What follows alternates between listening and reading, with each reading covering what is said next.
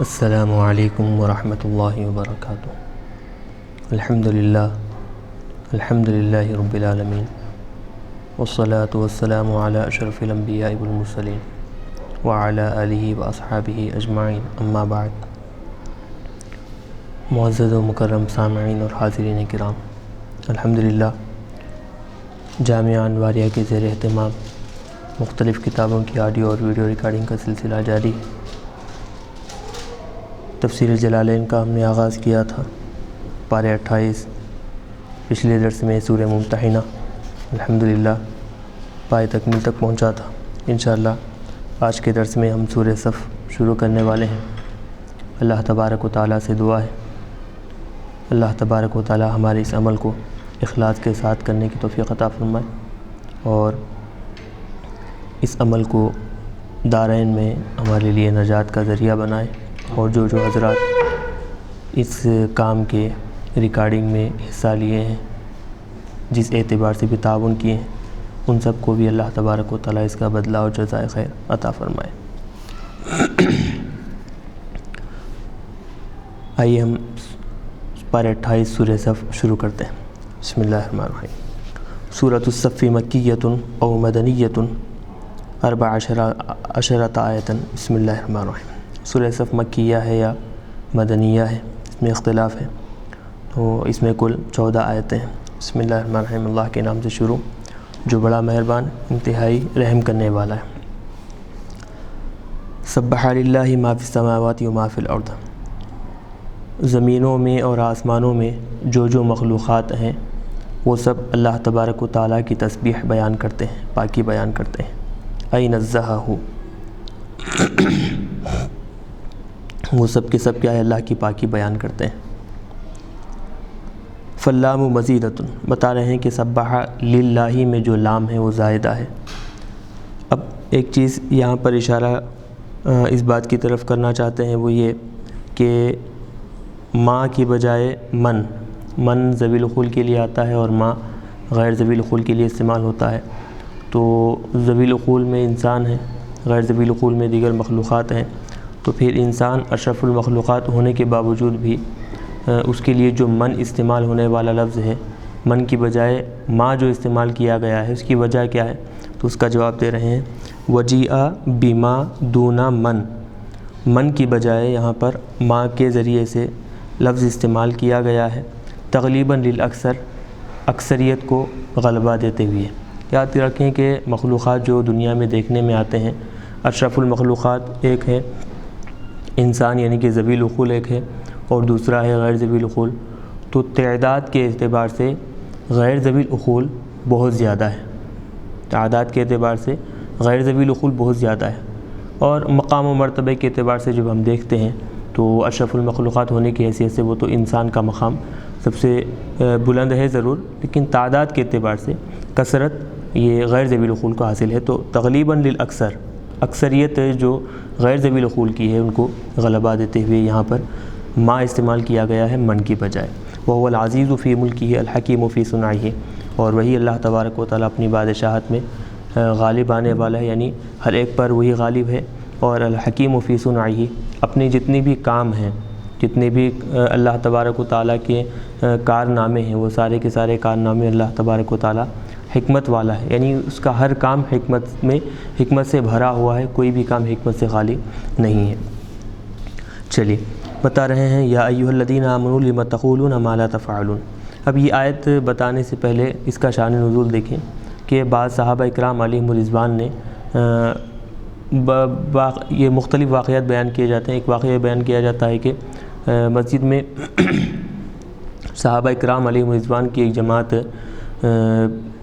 جمع ہو کر اس بات پر مشورہ کرنے لگی کہ شاید کاش ہمیں معلوم ہوتا کہ اللہ کے پاس سب سے زیادہ پسندیدہ عمل کون سا ہے، تو ہم اس کام کے کرنے میں اپنی جانوں کو قربان کر دیتے، یعنی وہ کام کر ہم اللہ تبارک و تعالیٰ کو راضی کر لیتے۔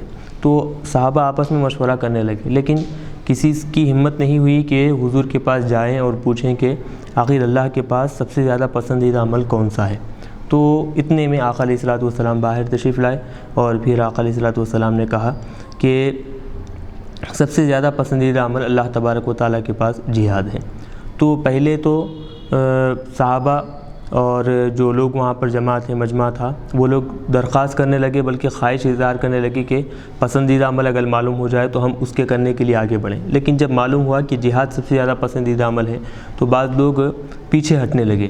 تو ان کے رد میں ان کو ڈانٹتے ہوئے اللہ تبارک و تعالیٰ نے اس آیت میں یہ آیت کریمہ نازل فرمائی کہ ایسا کام جو تم نہیں کرتے ہو، جو کام تم نہیں کر سکتے، اس کو تم کہتے کیوں؟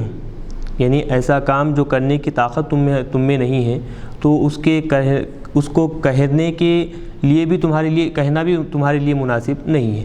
تو اللہ تبارک و تعالیٰ نے ارشاد فرمایا، یا ایھا الذین آمنوا، اے ایمان والو، لم تقولون فی طلب الجہاد، جہاد کے مطالبے میں، جہاد کی طلب میں کیوں تم ایسی باتیں کرتے ہو، ما لا تفعلون، جو تم کر نہیں پاتے، نہیں کر سکتے ہو۔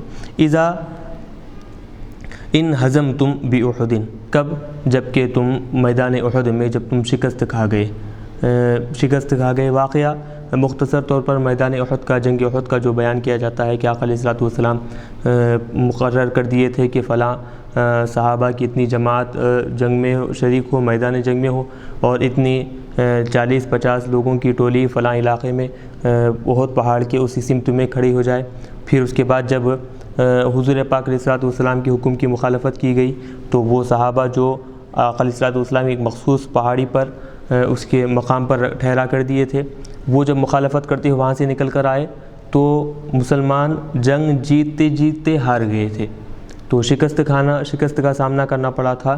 تو ان کی ہمت، مسلمانوں کی ہمتیں اس جنگ کے بعد ٹوٹ گئی تھی، تو آقا علیہ الصلوۃ والسلام نے ان کی ہمتوں کو مزید اضافہ فرمایا، اور پھر اس میں اللہ تبارک و تعالیٰ نے بھی حکم دیا کہ یہ تمہارے لیے مناسب نہیں ہے کہ تم ایسی چیز کا دعویٰ کرو جو تم کر نہیں پاتے ہو۔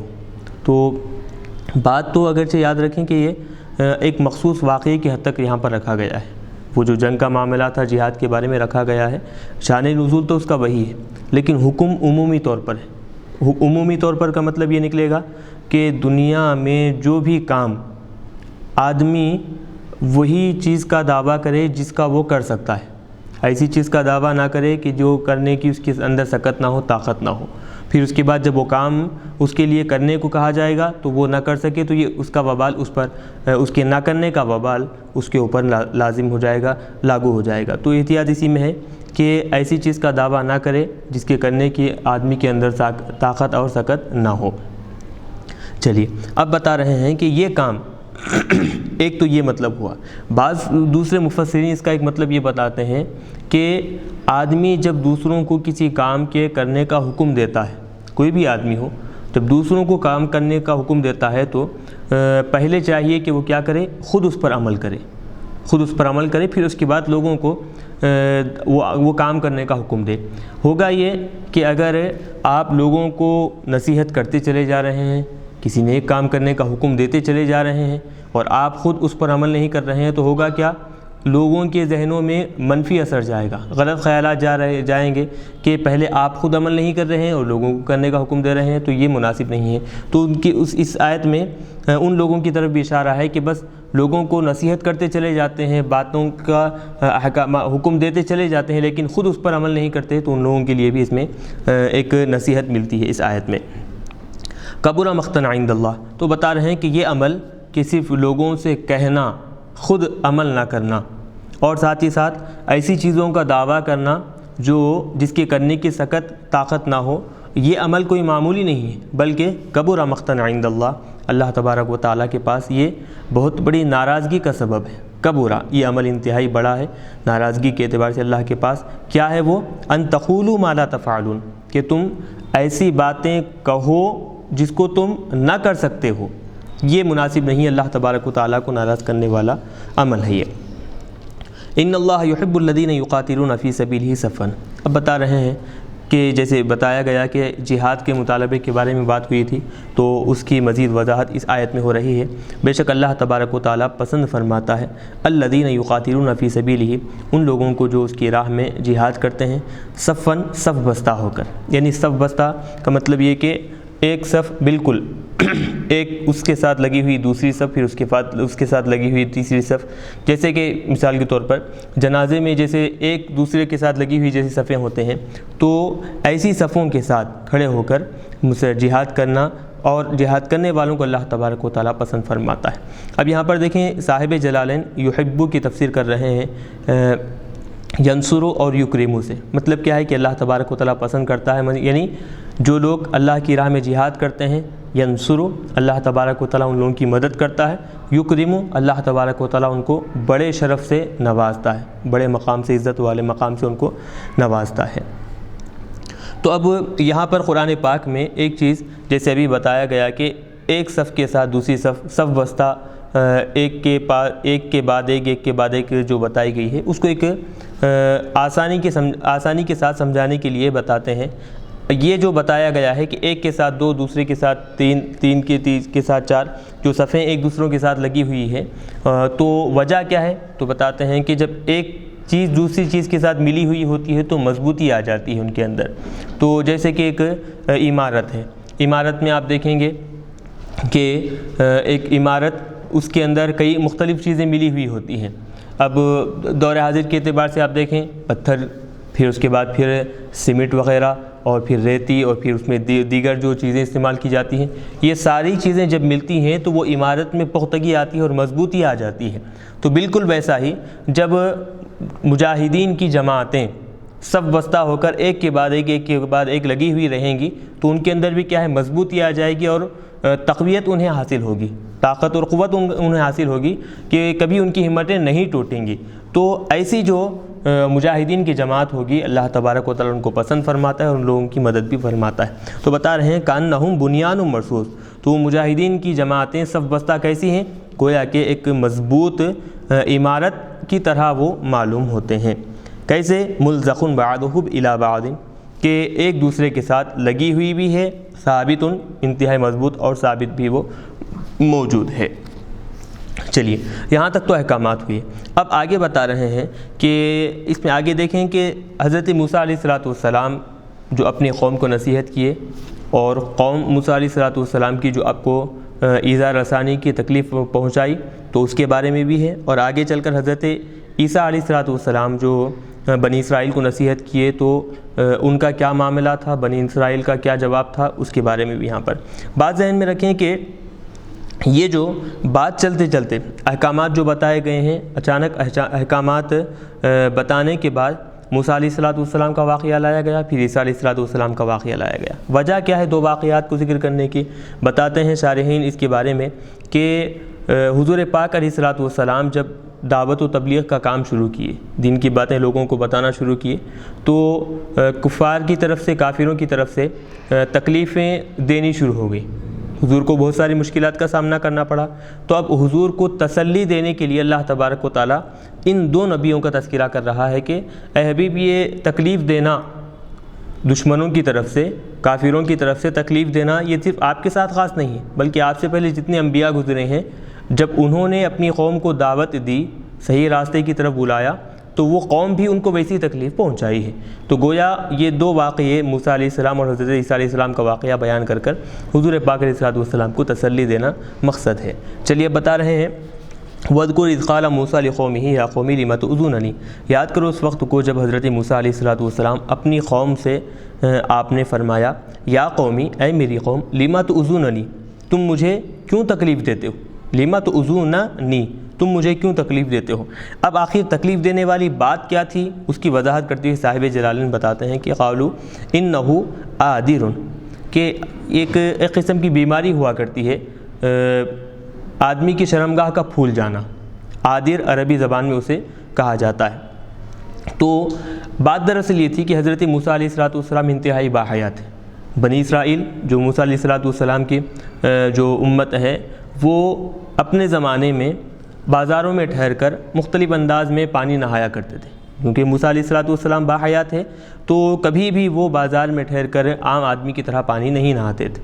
تو دشمنوں کو ایک سازش سوجی یہاں پر کہ ہم اس طرح موسیٰ علیہ السلام کو بدنام کر سکتے ہیں، کہ یہ ایک بات پھیلا دیں کہ ان کے شرمگاہ میں مختلف قسم کی بیماری ہے، پھولے ہوئے ان کی شرمگاہیں کہ جس کی وجہ سے وہ لوگوں کے درمیان پانی نہیں نہاتے۔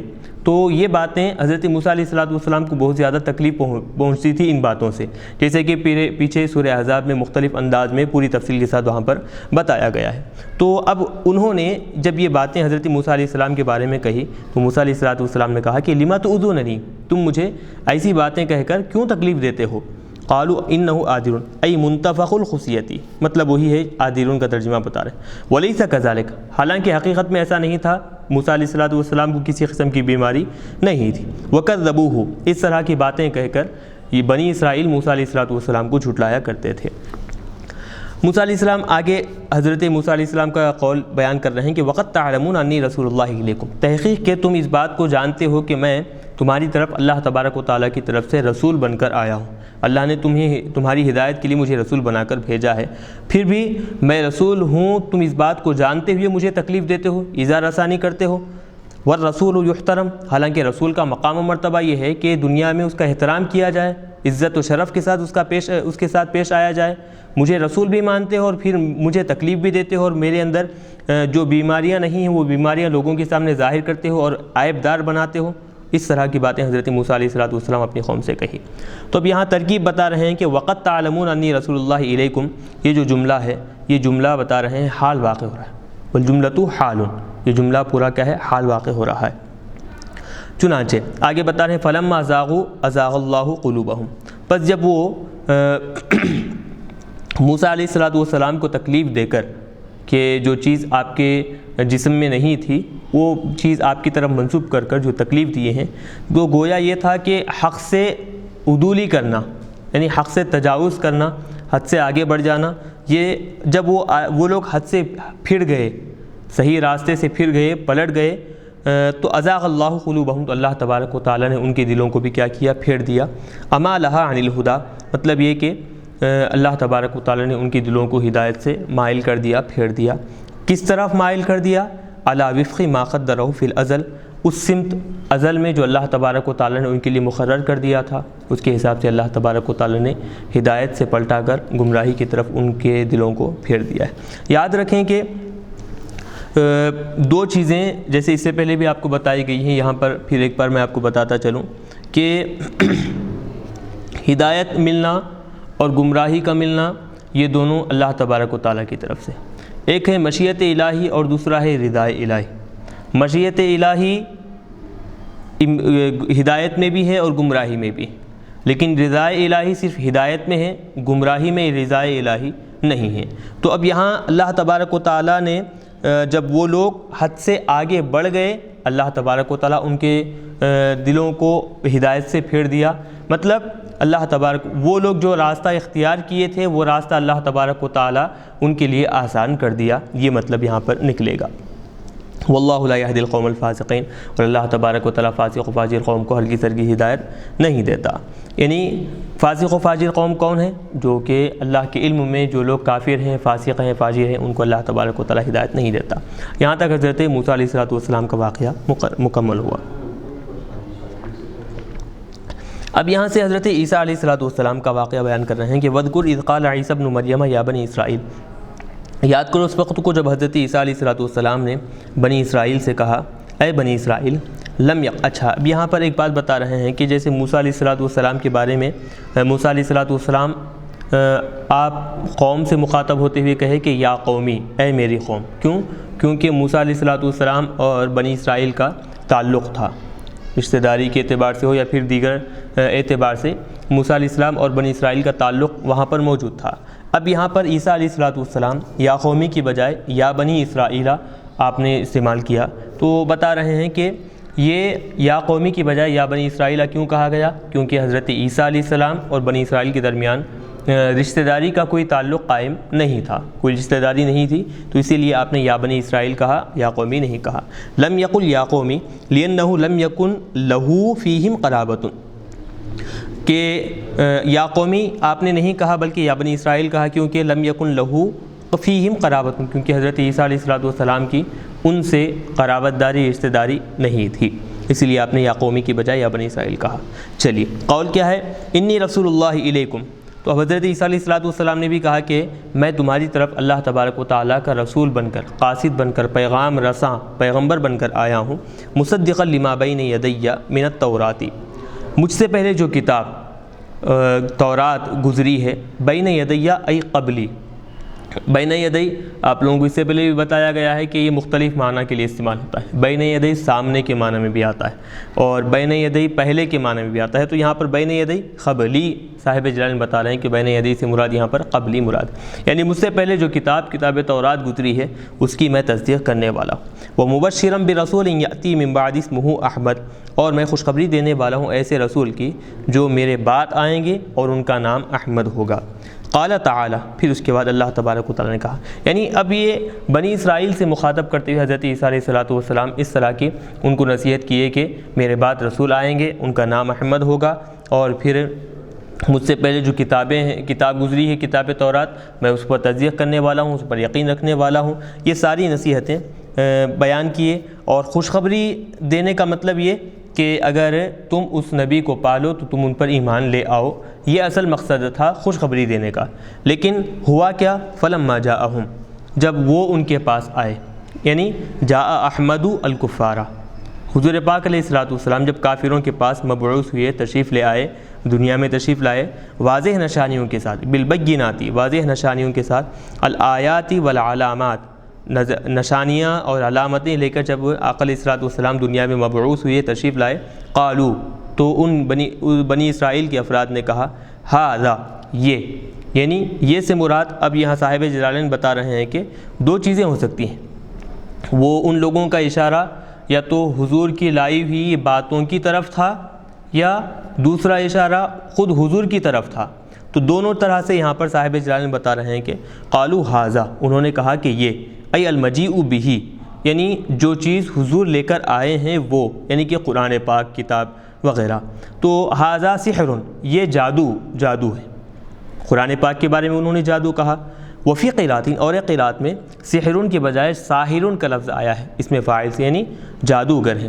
تو اب جب ساحر کا لفظ استعمال کریں گے تو ایسی صورت میں کیا معنی ہوں گے؟ الجائی بہ، یعنی کہ یہ کتاب لانے والے وہ کوئی عام آدمی نہیں بلکہ جادوگر ہیں۔ اس طرح وہ، حالانکہ حضرت عیسیٰ علیہ السلام نصیحت کیے تھے کہ میرے بعد رسول آنے والے ہیں، یہ نصیحت کے باوجود بھی انہوں نے حضور پاک علیہ السلام کو ماننے کی بجائے آپ کو جادوگر اور اس طرح کی نامناسب صفتیں حضور کی طرف منسوب کیے۔ یہ اللہ تبارک و تعالیٰ نے ارشاد فرمایا۔ تو قالوا ھذا سحر مبین، واضح طور پر یہ جادوگر ہیں اور جادو سکھلانے والے ہیں۔ بہرحال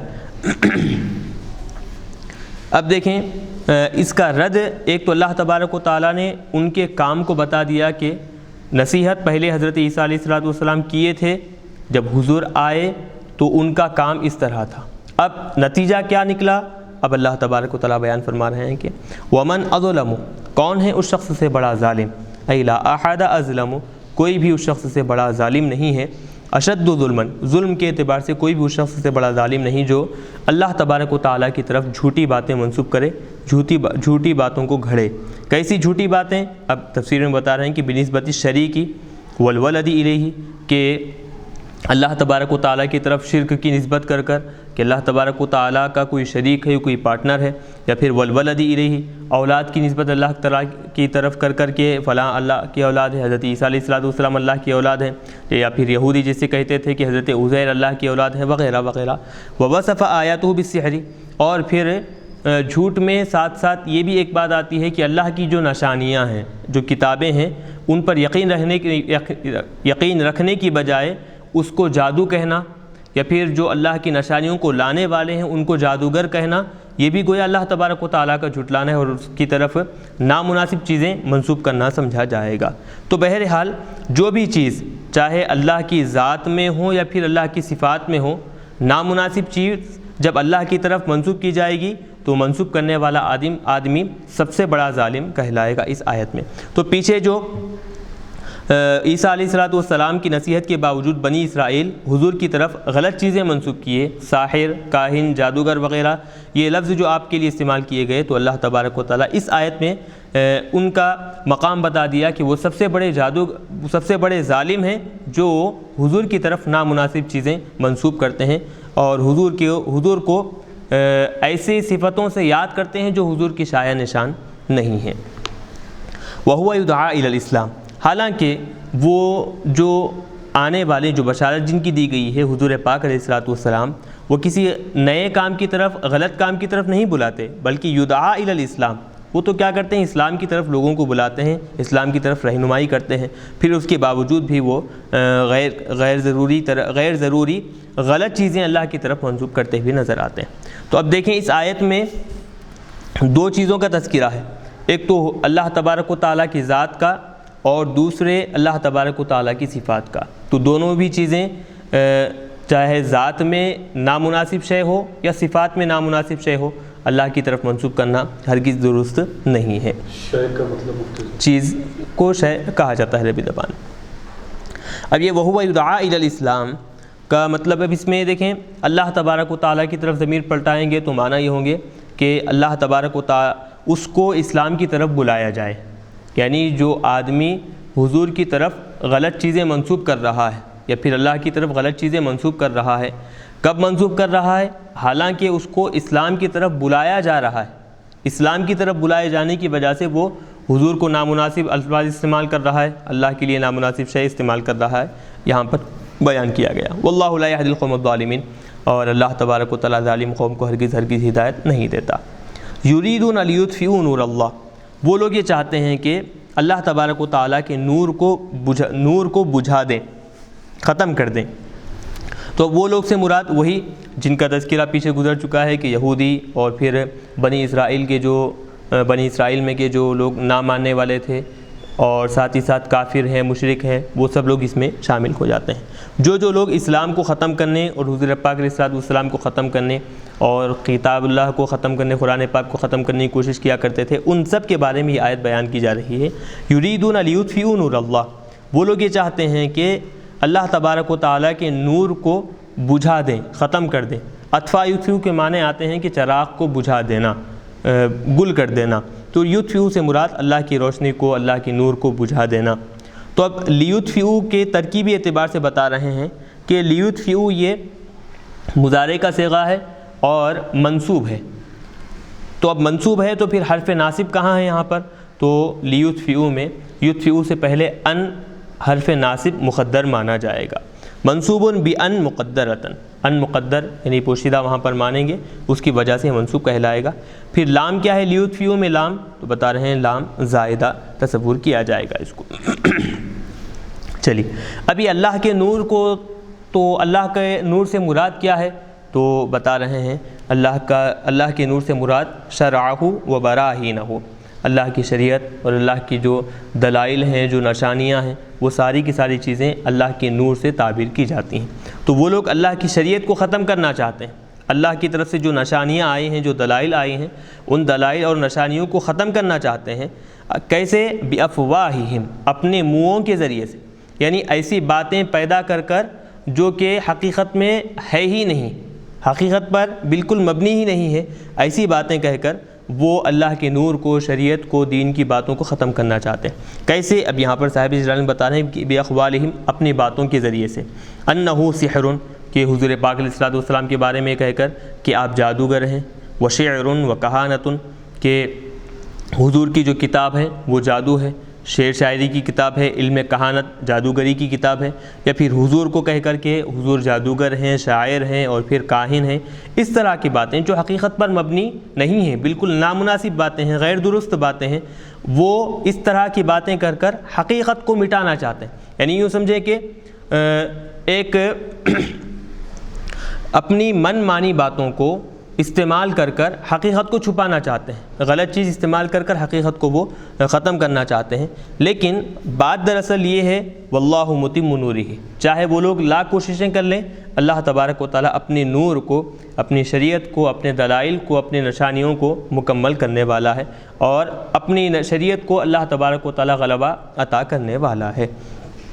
واللہ متم نورہ، اپنے نور کو اللہ تبارک و تعالیٰ مکمل کرنے والا ہے۔ اب ترکیب بتا رہے ہیں کہ متم نورہ، یہ تو اضافت کے ذریعے سے، اور ایک قرات میں یہ اضافت کی بجائے اس میں فاعل اور پھر اس کے مفعول کے ساتھ پڑھا گیا ہے متم نورہ، واللہ متم نورہ، اس طرح پڑھیں گے تو متم شبہ فعل ہوگا اور نورہ یہ اس کا مفعول بن جائے گا۔ یہاں جو اس نسخے میں جو ہے متم نورہ اضافت کے ساتھ، یعنی شبہ فعل کی اضافت اپنے مفعول کی طرف اس طرح تصور کریں گے۔ وفی قراءۃ بالاضافۃ الی، وفی قراءۃ بالاضافۃ، اور ایک قراءت میں اضافت کے ساتھ یہاں پر پڑھا گیا ہے۔ ولو کرہ الکافرون، اگرچہ کہ کافر اس عمل کو نامناسب سمجھیں، ناپسند کریں، پھر بھی اللہ تبارک و تعالیٰ اپنے نور کو، اپنے شریعت کو غلبہ عطا فرمانے والا ہے۔ هو الذی ارسل رسولہ بالہدی ودین الحق لیظہرہ علی الدین کلہ، وہی وہ ذات بابرکت ہے کہ جس نے اپنے رسول کو ہدایت دے کر اور سچا دین دے کر روانہ فرمایا، مبعوث کیا، دنیا میں بھیجا، کیوں؟ لیظہرہ علی الدین کلہ، تاکہ وہ اس دین حق کو دنیا کے سارے دینوں پر غلبہ عطا کرے، سارے دنیا کے بنائے ہوئے جو دین ہیں، جو ادیان ہیں، وہ مغلوب ہو جائیں اور دین حق اللہ تبارک و تعالیٰ کا جو دین ہے وہ غالب ہو جائے۔ اسی لیے حضور پاک علیہ الصلوۃ والسلام کو روانہ فرمایا۔ جمیع علی الدین کلہ ای جمیع الادیان المخالفۃ لہ، جو دین حق کی مخالفت میں جتنے بھی دین ہیں وہ سارے کے سارے دینوں کو کیا کر دیں، وہ دین حق ان سارے دینوں پر غالب آ جائے، غلبہ حاصل ہو جائے۔ اللہ تبارک و تعالیٰ اس مقصد کے تحت حضور پاک علیہ الصلوۃ والسلام کو روانہ فرمایا ہے، اور یہ کام ہو کر رہے گا، ہر حال میں ہوگا۔ ولو کرہ المشرکون، اگرچہ کہ مشرک اس کو ناپسند کریں تب بھی اللہ تبارک و تعالیٰ دین حق کو غلبہ عطا فرمائے گا۔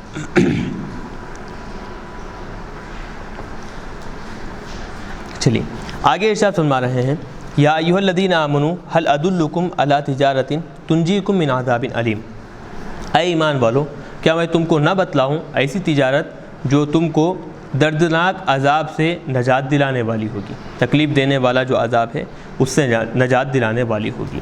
تو اب یہ کیا ہے تجارت، کیوں کہا گیا ہے، اور پھر وہ کون سا عمل ہے جو دردناک عذاب سے نجات دلانے والا ہے، تو اس کے بارے میں اب یہاں پر مختلف باتیں بیان کی گئی ہیں۔ خود قرآن پاک کی آیت میں بھی اس کی وضاحت آئی ہے، آپ دیکھیں انشاءاللہ بات آسانی سے سمجھ میں آئے گی۔ اور پھر اس کے بعد سب سے پہلے بات ذہن میں رکھیں کہ وہی چیز جو اوپر بتائی گئی کہ جہاد فی سبیل اللہ کے بارے میں مسلمانوں کے درمیان، صحابہ کرام علیہم رضوان کے درمیان، ان کی دلوں میں اللہ کی راہ میں جہاد کرنے کے لیے جذبہ پیدا کرنا اصل مقصد تھا۔ جذبہ پیدا کریں اور پھر ان کے جو دل ٹوٹ گئے تھے احد کے بعد اس کو ختم کریں، اور پھر ان کو ہمت دلائیں اور جنگ کرنے کے لیے آمادہ کریں، ابھاریں ان کے دلوں میں۔ یہ ان سارے مقاصد کی طرف یہ آیتیں اشارہ کرتی ہیں۔ کیا ہے وہ اب بتا رہے، آمادہ کریں، ابھاریں، تیار کرنا۔ یا ایھا الذین آمنوا هل ادلکم علی تجارۃ، آقا صاحب اللہ تبارک و تعالیٰ ارشاد فرماتا ہے کہ اے ایمان والو کیا میں تم کو نہ بتاؤں ایسی تجارت تنجیکم من عذاب علیم، وہ تجارت کیا کرے گی، تم کو دردناک تکلیف دینے والا جو عذاب ہے اس سے تم کو نجات دلائے گی۔ بالتخفیف، اب یہ تنجیکم کے بارے میں بتا رہے ہیں کہ دو طرح، تخفیف کے ساتھ یعنی انجا ینجی باب افعال سے، اور پھر ایک دوسری قرات میں والتشدید نجا ینجی باب تفعیل سے اس طرح پڑھا گیا ہے، تنجیکم من عذاب علیم، تکلیف دینے والے عذاب سے تم کو نجات دلائے۔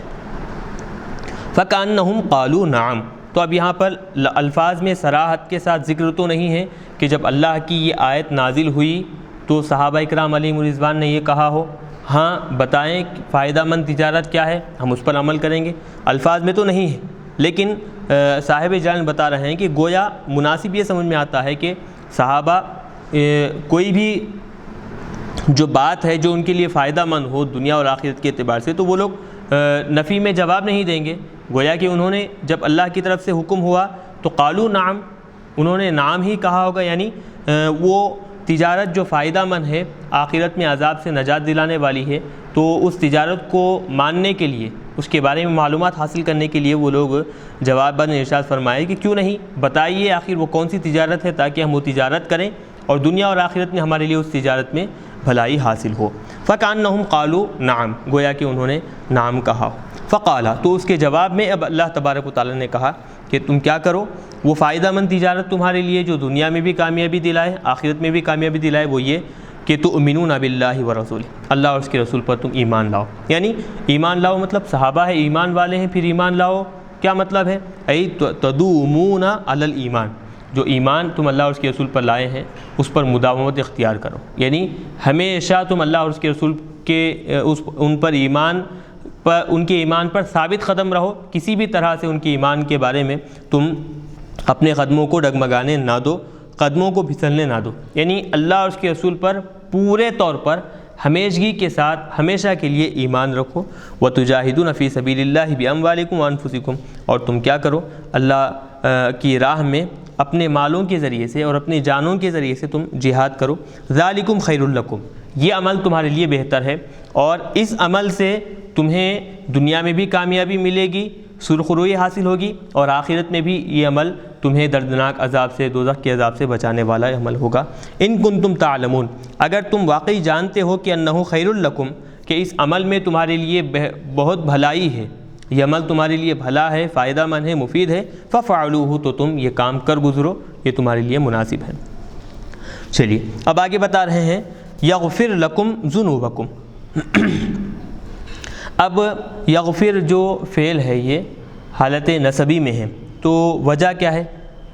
جواب شرط مقدر یہاں پر مانتے ہیں، یعنی کہ حرف شرط اس سے پہلے مقدر مانیں گے اور شرط بھی مقدر مانیں گے، اور یغفر لکم یہ جو فعل ہے یہاں سے جواب شرط سمجھیں گے، یعنی مطلب صاحب جلال نے خود بتا رہے ہیں کہ ان تفعلوہ یغفر لکم، اگر تم وہ مذکورہ جو کام جو تمہیں نجات دلانے والا ہے آخرت کے عذاب سے، اگر تم وہ کرو تو یغفر لکم ذنوبکم، تو اللہ تبارک و تعالیٰ تمہارے گناہوں کو بخش دے گا، وَيُدْخِلُكُمْ جَنَّاتٍ تَجْرِي مِن تَحْتِهَا الْأَنْهَارُ، اور تم کو ایسے باغات میں داخل کرے گا تجری من تحتها الانہار کی، جن باغات کے نیچے سے نہریں جاری ہوں گی۔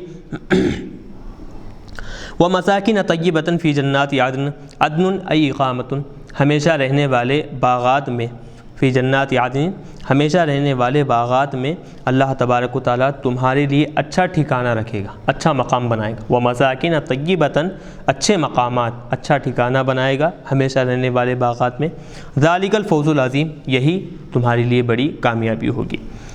آگے بتا رہے ہیں یہی نہیں، یہ تو جنت کی نعمتیں اور پھر وہاں کے مقامات، مکانات، یہ تو تمہیں حاصل ہی ہوں گے، اور ان کے ساتھ ساتھ اللہ تبارک و تعالیٰ ایک نعمت تمہیں عطا کرے گا، وَيُؤْتِكُمْ نِعْمَةً أُخْرَىٰ، اور اللہ تبارک و تعالیٰ تم کو ایک دوسری نعمت بھی عطا کرے گا، وہ کیا ہے؟ تُحِبُّونَهَا، جس نعمت کو تم بھی پسند کرو گے۔ ایک یعنی اب یہاں پر دیکھیں دو چیزیں، ایک اللہ تبارک و تعالیٰ اپنی پسند سے بھی عطا فرمائے گا، اور دوسری وہ چیزیں ایسی ہوں گی کہ لوگ بھی، جنتی بھی وہ چیزوں کو دیکھ کر ان کو پسند بھی آئے گی، اور وہ چیز خوشی خوشی وہ قبول کریں گے۔ تحبونہا، اس کو تم پسند کرو گے۔ چلیے وہ کیا ہے؟ نصر من اللہ وفتح قریب، ایک اللہ تبارک و تعالیٰ کی نصرت اور مدد، فتح قریب، اور بہت جلد حاصل ہونے والی کامیابی، فتح، یہ اللہ تبارک و تعالیٰ کی طرف سے ملے گی۔ وبشر المؤمنین، اور اے حبیب صلی اللہ علیہ وسلم آپ ایمان والوں کو خوشخبری دے دیجئے، بالنصر والفتح، مدد کی اور فتح اور کامیابی کی آپ ایمان والوں کو خوشخبری دیجئے۔ تو اب اس میں دیکھیں کہ ایک خاص طور پر حکم جو اس میں دیا گیا ہے وہ یہ کہ جو لوگ اللہ کی راہ میں جہاد کرتے ہیں تو اللہ تبارک و تعالیٰ ان کو بے یار و مددگار چھوڑتا نہیں ہے۔ جو اللہ کی راہ میں جہاد کرتے ہیں اپنے جان کے اعتبار سے، اپنے مال کے اعتبار سے، تو اللہ تبارک و تعالیٰ ان کی مدد فرماتا ہے۔ نصرت اور فتح جو لفظ یہاں پر لایا گیا ہے، تو بتانا مقصد یہ ہے کہ مجاہدین کی اللہ تبارک و تعالیٰ مدد بھی کرتا ہے، اور ساتھ ہی ساتھ ان کو کامیابیاں بھی اللہ تبارک و تعالیٰ دلواتا ہے، کامیابیاں بھی انہیں حاصل ہوتی ہیں۔ چلیے اب آگے بتا رہے ہیں یا ایھا الذین آمنوا کونوا انصارا للہ، اے ایمان والو تم اللہ تبارک و تعالیٰ کے مددگار بن جاؤ۔ تو اللہ کے مددگار یعنی کہ اللہ کے مددگار کا مطلب کیا ہے؟ لدینہ، اللہ کے دین کے مددگار بن جاؤ۔ تو وفی قیلات بالاضافۃ، جیسے اوپر بتایا گیا ہے کہ متم نورہ متم نورہ، یہاں پر بھی ویسے ہی انصارا للہ، یہ کیسے ہوگا؟ یہ انصارا للہ نصب کے منصوب ہوتے ہوئے تنوین کے ساتھ، اور دوسری قرات میں انصار اللہ اضافت کے ساتھ پڑھا جائے گا، ایک انصارا للہ اور دوسرا انصار اللہ اضافت کے ساتھ، یعنی انصارا للہ یہ بغیر اضافت کے ہے، انصار اللہ یہ اضافت کے ساتھ پڑھا گیا ہے، وہ فی قراءۃ بالاضافتی، کما کان الحواریون جیسے کہ حواری جو حضرت عیسیٰ علیہ السلام کے ماننے والے تھے، جو مددگار تھے، آپ پر سب سے پہلے ایمان لانے والے جو لوگ تھے ان کو حواری جو کہا جاتا ہے۔ تو جیسے حواری عیسیٰ علیہ السلام کے مددگار تھے اور عیسیٰ علیہ السلام کے دین کے محافظ اور نگرانکار تھے، دین کی مدد کرنے والے تھے، تم بھی اللہ تبارک و تعالیٰ کے حبیب کے دین کی مددگار بن جاؤ، ان کے احکامات کی محافظ بن جاؤ اور پھر ان کی مدد کرنے والے بن جاؤ۔ اب یہ کما کان الحواریون جیسے کہ عیسیٰ علیہ السلام کے حواری تھے، یہ تو یہاں پر ذکر نہیں کیا گیا، لیکن الدال علیہ صراحت کے ساتھ لفظوں میں یہ قول ذکر نہ ہو، لیکن اشارتاً قرآن پاک کی آیت میں یہاں پر تذکرہ مل رہا ہے اس حکم پر، جیسے کہ حواریین جس طرح اللہ کی مدد کیا کرتے تھے تم بھی اللہ کی دین کے مددگار بن جاؤ۔ یہ لفظ تو صراحتاً نہیں ہے، لیکن یہاں دلالت کرنے والا ایک لفظ یہاں ہے، وہ کیا ہے؟ قال عیسی ابن مریم للحواریین من انصاری الی اللہ، جب حضرت عیسیٰ ابن مریم رضی اللہ علیہم السلام نے جب اپنے حواریین سے کہا کہ من انصاری الی اللہ، اللہ کے لیے، اللہ کے دین کی خاطر، اللہ کے بارے میں میری مدد کرنے والے کون کون ہیں؟ ای من الانصار الذین یکونون معی متوجہا الی نصرت اللہ، مطلب کیا ہے کہ میرے کون مددگار ہوں گے جو میرے ساتھ اللہ کی مدد کرنے میں متوجہ ہوں، اللہ کے دین کی مدد کرنے میں جو میری معاونت کرے، میری مدد کرے، کون میرے ساتھ ہوں گے؟ قال الحواریون نحن انصار اللہ، تو حضرت عیسیٰ علیہ السلام کے اس جواب میں حواریین نے کہا نحن انصار اللہ، ہم اللہ کی مدد کرنے والے ہوں گے، یعنی اللہ کے دین کی مدد کرنے والے ہوں گے، ہم اس کے محافظ بن جائیں گے۔ تو یہ جو حضرت عیسیٰ علیہ السلام کا قول ہے، اس میں اس بات پر دلالت مل رہی ہے کہ اے ایمان والو تم اللہ کے دین کے مددگار بن جاؤ، جیسے کہ حواری اللہ کے دین کے مددگار ہوئے تھے حضرت عیسیٰ علیہ السلام کے زمانے میں۔ اب حواری آخر کہتے کسے ہیں اور حواریون سے ان کی تعداد کیا تھی، کون لوگ تھے، بتا رہے ہیں۔ یاد رکھیں کہ لفظ الحور جو آتا ہے ہا کے زبر کے ساتھ، اس کے معنی ہے عربی زبان میں خالص سفیدی کو، خالص سفیدی کے لیے یہ لفظ استعمال کیا جاتا ہے۔ تو اب الحواری کا مطلب یہ کہ خالص سفیدی۔ تو اب حواریین حضرت عیسیٰ علیہ السلام کی جو ماننے والے ہیں ان کو کیوں کہا جاتا ہے؟ تو بعض مفسرین بتاتے ہیں کہ وہ لوگ دراصل دھوبی تھے، دھوبی کو بھی حواری کہا جاتا ہے۔ کیوں؟ دھوبی کا کام بھی ہوتا یہ ہے کہ وہ کپڑوں کے میل کو نکال کر کپڑے کو خالص سفید رنگ میں تبدیل کر دیتا ہے، بدل دیتا ہے، خالص سفید رنگ والا بنا دیتا ہے، تو لہٰذا دھوبی کو بھی حواری کہا جاتا ہے۔ تو وہ جو حضرت عیسیٰ علیہ السلام پر ایمان لائے تھے، ماننے والے تھے، وہ لوگ بھی دھوبی تھے، اس لیے ان کو حواری کہا جاتا ہے۔ بعض مفسرین نے یہ کہا ہے، اور بعض مفسرین نے کہا کہ حواری کے معنی آتے ہیں کہ ہر چیز کی خالص حصے کو کہا جاتا ہے، ہر چیز کا، چاہے کسی بھی چیز کا ہو۔ تو اب یہ جو لوگ تھے جن کی تعداد آگے بتا رہے ہیں کہ 12 افراد تھے، تو یہ 12 افراد حضرت عیسیٰ علیہ السلام سے خالص دوستی رکھا کرتے تھے، دین کے اعتبار سے وہ ہر اعتبار سے حضرت عیسیٰ علیہ السلام کے انتہائی مخلص تھے اور حضرت عیسیٰ علیہ السلام کے ساتھ انتہائی اخلاص کے ساتھ پیش آیا کرتے تھے، اسی لیے ان کو حواری کہا جاتا ہے۔ بعض نے کہا ان کا پیشہ چونکہ دھوبی کا تھا اس لیے ان کو حواری کہا جاتا ہے، بعض نے کہا کہ ایسا نہیں، وہ انتہائی مخلصین میں ان کا شمار تھا اسی لیے ان کو حواری کہا جاتا ہے۔ چلیے اب یہاں پر بتا رہے ہیں والحواریون اصفیاء عیسیٰ، یہاں پر دیکھیں عین میم کا لفظ آیا ہے تفسیر جلالین کے اس نسخے میں جو ہمارے سامنے ہے۔ عین میم کا مطلب یہ کہ دراصل علیہ السلام کا مخفف ہوتا ہے، یعنی کہ اتنا لمبا لکھنے کی بجائے بعض لوگ کیا کرتے ہیں عین میم ڈال کر چھوڑتے ہیں، عربی زبان میں مختلف چیزیں استعمال ہوتی ہیں ایسے، تو یہاں پر عین میم سے مراد کوئی اصل لفظ نہیں ہے بلکہ وہ اشارہ ہے علیہ السلام۔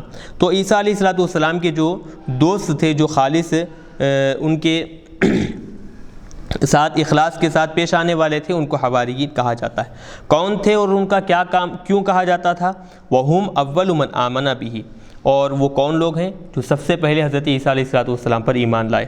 وَكَانُوا 12 رَجُلًا، وہ کتنے تھے؟ کل 12 افراد تھے جو حواریین میں شامل تھے. من الحوری، اب یہ حواریین کس سے نکالا گیا ہے؟ لفظ حور سے نکالا گیا ہے. کہ کیا معنی ہے لفظ حور کے؟ وہو البیاض الخالص، خالص سفیدی کو لفظ حور کہا جاتا ہے. یہ ایک بات ہو گئی، ایک تفسیر بتا دی. وقیل، اب دوسری تفسیر جو دھوبی کے بارے میں جو بتائے ہیں وہ یہ کہ قیلہ کانوا قصارین، ان کو حواری اس طرح اس لیے بھی کہا جاتا ہے کیونکہ وہ کیا تھے؟ دھوبی تھے، کپڑے دھویا کرتے تھے.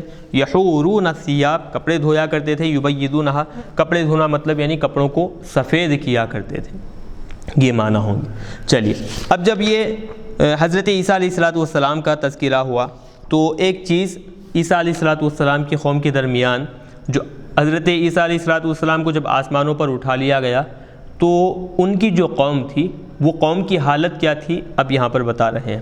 یاد رکھیں کہ حضرت عیسیٰ علیہ السلام جیسے ہی آسمانوں پر ان کو اٹھا لیا گیا تو وہ قوم جو حضرت عیسیٰ علیہ السلام کو مانتی تھی، آپ کی باتوں پر یقین رکھتی تھی، جیسے ہی آسمانوں پر آپ کو اٹھا لیا گیا تو 3 حصوں میں وہ قوم بٹ گئی تھی. ایک قوم وہ کہتی کہ حضرت عیسیٰ علیہ السلام ہی اللہ ہے، خدا ہے. ایک قوم کا یہ قول تھا. دوسرا یہ کہ حضرت عیسیٰ علیہ السلام اللہ کے بیٹے ہیں، ثالث ثلاثہ کے قائل تھے وہ لوگ. یہ دوسری جماعت. تو یہ 2 جماعتیں بھی، 3 جماعتیں جو تھیں، یہ 2 جماعتیں بھی کیا ہے؟ کفر کے درجے کو پہنچ چکی تھی. پہلی جماعت عیسیٰ علیہ السلام کو ہی خدا مانی اور دوسرے عیسیٰ علیہ السلام کو خدا کا بیٹا مانی. یہ دونوں بھی کافر جماعتوں میں شمار ہوں گی. تیسری جماعت یہ ہے جو کہ حق پرست بھی تھے، انہوں نے یہ کہا کہ عیسیٰ علیہ السلام اللہ کے بندے ہیں، اللہ کے نبی ہیں، اللہ تبارک و تعالیٰ نے ان کو آسمانوں پر اٹھا لیا ہے. تو یہ تیسری جماعت مومنین کی جماعت سے یہاں پر تعبیر کیا گیا ہے. تو اب ہوا یہ کہ ایک جماعت حضرت عیسیٰ علیہ السلام پر ایمان لے آئی، 2 جماعتیں حضرت عیسیٰ علیہ السلام کے ایمان سے پھر گئیں. باحیات جب تک تھے دنیا میں موجود تھے ایمان لائے، لیکن جیسے آسمانوں پر اٹھا لیا گیا اب وہ ایمان سے پھر گئے. تو اب یہ 3 جماعتیں جو تھیں، 3 جماعتوں کو 2 حصوں میں بانٹا گیا ہے، کافر جماعت، ایمان والوں کی جماعت. تو اب کیا ہے؟ اب بتا رہے ہیں فآمنت طائفۃ من بنی اسرائیل، بنی اسرائیل کی ایک جماعت ایمان لے آئی بعیسیٰ، حضرت عیسیٰ علیہ السلام پر. ایمان لا کر کیا کہیں وہ لوگ؟ وقالو، انہوں نے کہا کہ انہ عبد اللہ، حضرت عیسیٰ علیہ السلام اللہ کے بندے ہیں. رفیع الی السماء، آسمان کی طرف ان کو اٹھا لیا گیا ہے. یہ دین حق پرست تھے اور دین حق کے احکامات پر عمل کرنے والے تھے. وکفرت طائفۃ، اور ایک جماعت کفر اختیار کر لی. کیا کہہ کر؟ لقولہم، ان کے یہ کہنے کی وجہ سے کہ انہ ابن اللہ، کہ عیسیٰ علیہ السلام اللہ کے بیٹے ہیں. رفعہ الیہ، اللہ تبارک و تعالیٰ نے اپنی طرف ان کو اٹھا لیا ہے. یہ ایک تیسری جماعت کا یہاں پر تذکرہ نہیں، حاشیے میں بتا رہے ہیں کہ انہوں نے کہا کہ اللہ تبارک و تعالیٰ عیسیٰ علیہ السلام دونوں ایک ہی ہیں. تو لہٰذا ایمان والی جماعت اور کافر جماعت کے درمیان فاختلفت الطائفتان، دونوں جماعتیں کیا ہے؟ اب آپس میں جھگڑا کرنے لگیں. تو فأیدنا الذین آمنوا، ہم نے کیا کیا؟ جو لوگ ایمان والے تھے، یعنی 2 جماعتوں میں سے جو ایمان والی جو جماعت تھی، ہم نے ان کی تائید کی، ان کو تقویت عطا فرمائی، قوت بخشی. علی عدوہم، ان کے دشمن یعنی جو کافر جماعتیں ہیں ان کے مقابلے میں، الطائفۃ الاخری، کافر جماعت کے مقابلے میں ہم نے کیا کیا؟ ان کو تقویت عطا فرمائی. نتیجتاً فاصبحوا ظاہرین، تو وہ غالب آنے والے ہو گئے. یعنی کافر جماعتوں کے خلاف میں ہم نے ایمان والی جو جماعت تھی ان کی مدد فرمائی، تو وہ ایمان والی جماعت فاصبحوا ظاہرین، وہ غالب آ گئے. کافر جماعتیں وہ مغلوب ہو گئیں. یہ ایک بات ہوئی. حاشیے میں بتا رہے ہیں کہ یہ 3 جو عقیدے تھے، 3 جماعتیں جو بن گئی تھی، وہ 3 جماعتیں ویسے ہی چلتے رہے. حضرت عیسیٰ علیہ السلام تو آسمانوں پر اٹھا لیے گئے ہیں، تو 3 جماعتوں کے سلسلے ہر ایک کے ماننے والے ہو گئے. یعنی کہ عیسیٰ علیہ السلام اللہ کے بیٹے ہیں، اس قول کے بہت سے ماننے والے آ گئے. عیسیٰ علیہ السلام اللہ ہے، اس قول کے بہت سے ماننے والے ایک جماعت والی بن گئی. وہ سلسلہ چلتا گیا. تیسری جماعت جو ہے عیسیٰ علیہ السلام اللہ کے بندے ہیں، اللہ نے ان کو اپنی طرف اٹھا لیا ہے، اس کے ایک بہت سے ماننے والے یہاں پر ہو گئے. تو یہ سلسلہ تینوں جماعتوں کا چلتا رہا. تینوں جماعتیں اپنے طریقے پر، اپنی اپنی بنائی ہوئی باتوں پر عمل کرتے رہیں. کب تک؟ جب تک حضور پاک علیہ الصلوۃ والسلام دنیا میں مبعوث نہیں ہوئے۔ جب حضور پاک علیہ الصلوۃ والسلام مبعوث ہوئے، اللہ تبارک و تعالیٰ نے حضور کے ذریعے سے بات بتائی کہ جو دو جماعتیں تھیں، عیسیٰ علیہ الصلوۃ والسلام کو اللہ بھی ماننے والی ہو یا عیسیٰ علیہ الصلوۃ والسلام کو اللہ کا بیٹا ماننے والی ہو، یہ دو جماعتیں غلط ہیں، ان کا عقیدہ غلط ہے، کفریہ درجہ رکھنے والا عقیدہ ہے، یہ مناسب نہیں ہے۔ اب جو تیسری جماعت ہے، اللہ کے بندے ہیں عیسیٰ علیہ الصلوۃ والسلام اور ساتھ ہی ساتھ اللہ کے رسول ہیں، اللہ نے ان کو اپنی طرف اٹھا لیا ہے، یہ عقیدہ بالکل درست ہے۔ اس کے ذریعے سے اللہ تبارک و تعالیٰ نے وہ جو تین جماعتیں بنی ہوئی تھیں، ان تین جماعتوں کا فیصلہ کر دیا کہ تینوں میں سے ایک جماعت درست ہے اور دو جماعتیں نامناسب، غیر درست، بلکہ کفریہ درجے تک پہنچی ہوئی جماعتیں ہیں۔ تو اس تین جماعتوں کا تذکرہ کرنے کے بعد اللہ تبارک و تعالیٰ بتاتا ہے کہ دین میں چاہے لوگوں کو چاہیے کہ جو باتیں انبیاء کرام بتائے ہیں انہی باتوں کو اختیار کریں تو ایمان پر ثابت قدم رہیں گے، اور جو باتیں جہالت کی طور پر دور جاہلیت سے جو باتیں چلی ہوئی آ رہی ہیں ان چیزوں کو جب اختیار کریں گے تو قوی امکان ہے، بہت قوی امکان ہے کہ لوگ کیا ہوں گے، دین سے پھر جائیں گے اور بے راہ روی کا شکار ہو جائیں گے، کفر کی طرف مائل ہو جائیں گے۔ تو اس طرح حضور کے احکامات پر عمل کرنے میں دین پر ثابت قدمی ہے، اور حضور کے احکامات سے پھر کر جاہلانہ رسم و رواج کو اختیار کرنے میں کفر تک پہنچنے کا ایک قوی اندیشہ ہے۔ تو ان چیزوں کو چھوڑ کر حضور کے احکامات پر عمل کریں، اس میں اس بات کی طرف اشارہ ملتا ہے۔ یہاں تک رکھیں۔ وصلی اللہ تعالیٰ وسلم علی خیر خلق محمد وآلہ واصحابہ اجمعین برحمتک یا ارحم الراحمین والحمد للہ رب العالمین۔